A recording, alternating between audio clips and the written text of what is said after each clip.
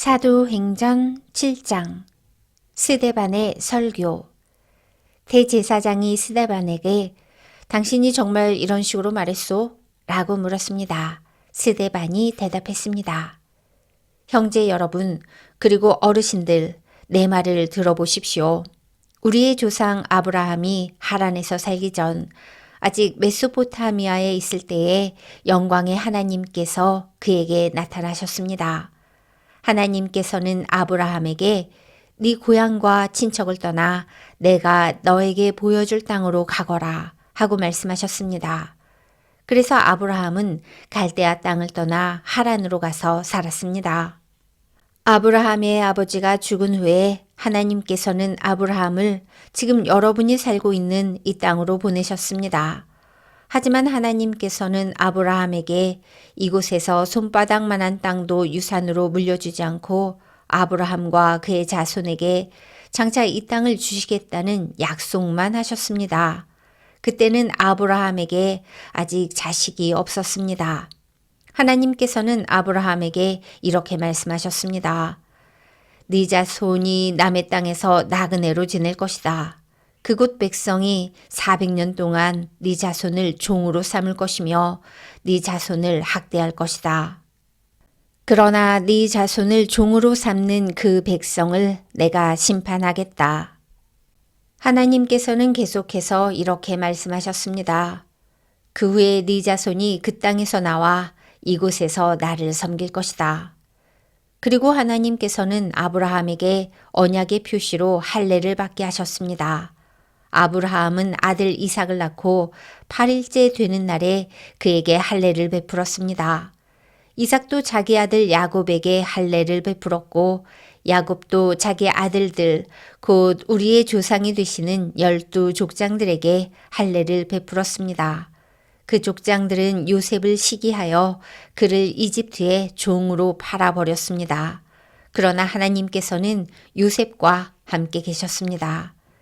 요셉은 그곳에서 많은 어려움을 당했으나 하나님께서 그때마다 구해주셨습니다. 또 하나님께서 요셉에게 지혜를 주셔서 이집트 왕 파라오에게 사랑을 받게 하셨습니다.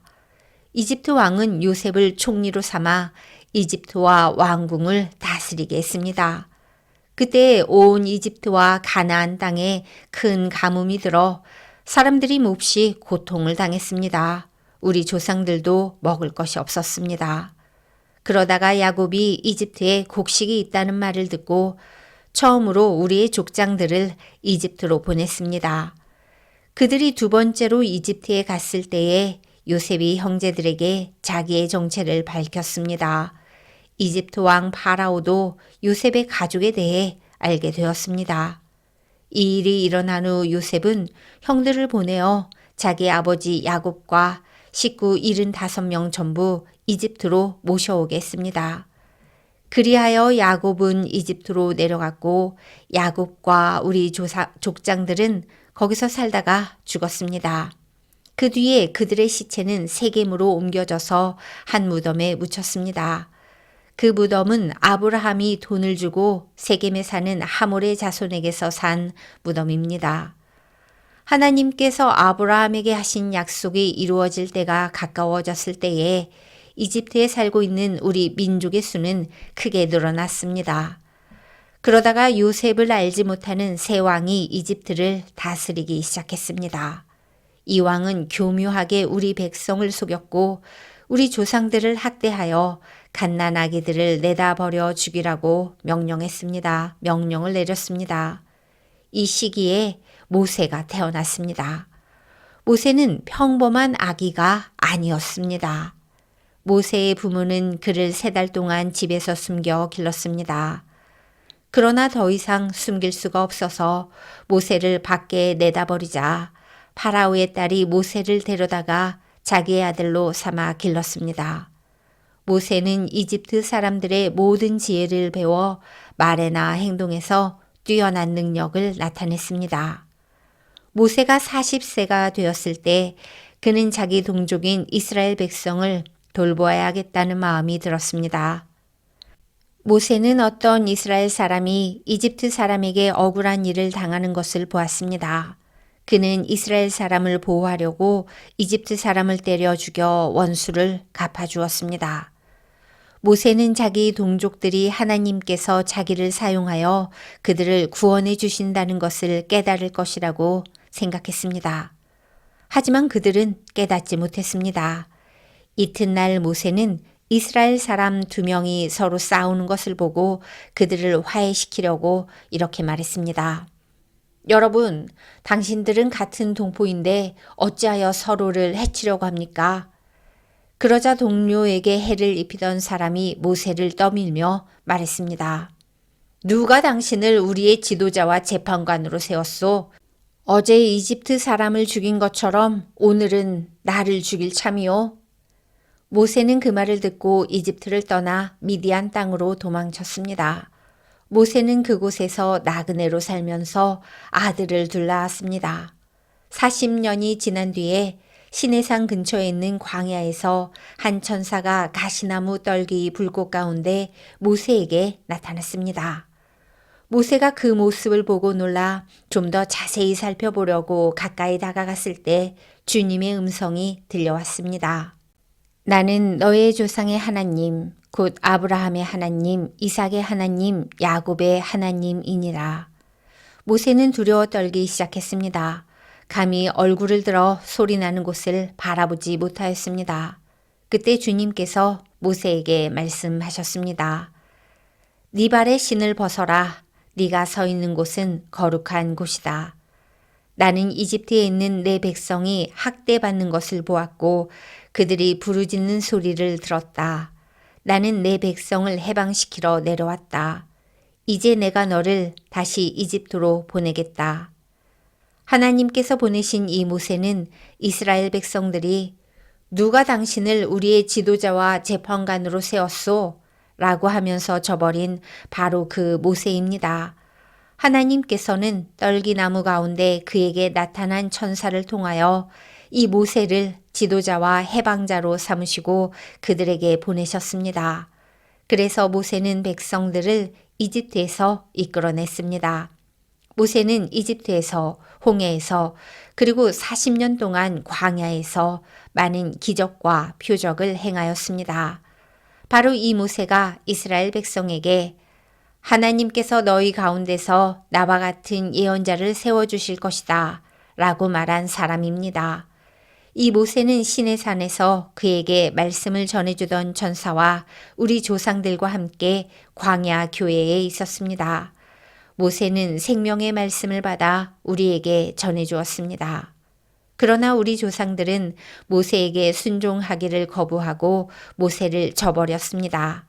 그들은 마음속으로 이집트로 돌아가려 했습니다.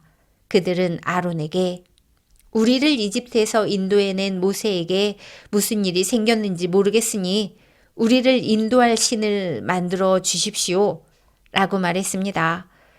그들이 송아지처럼 생긴 우상을 만든 것이 바로 그때였습니다. 그들은 송아지 우상에게 제물을 바치고 자기들의 손으로 만든 것을 섬기며 즐거워하였습니다. 그러자 하나님께서는 그들에게서 돌아서시고 그들이 천체들을 섬기게 내버려 두셨습니다. 그것은 예언자들의 책에 적힌 것과 같습니다. 이스라엘 백성아, 너희가 광야에 40년 동안 있을 때에 나에게 희생 제물과 예물을 가져온 적이 있느냐? 너희는 너희가 예배하려고 만든 몰록의 신당과 별의 신 레판의 우상들을 섬겼다.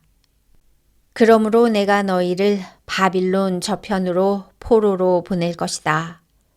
우리 조상들이 광야에서 지낼 때에 증거의 장막이 그들 곁에 있었습니다. 그 장막은 하나님께서 모세에게 명령하셔서 만들게 하신 장막입니다. 이 장막은 모세가 하나님께서 보여주신 모형을 따라 만든 것입니다.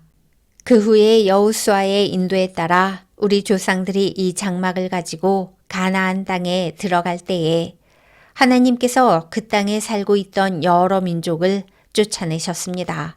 이 장막은 다윗 시대까지 그 땅에 있었습니다. 다윗은 하나님 앞에서 은혜를 받은 사람이었습니다. 다윗은 야곱의 집을 위해 하나님의 처소를 짓게 해달라고 간구하였습니다. 그런데 정작 하나님을 위해 집을 지은 사람은 솔로몬이었습니다.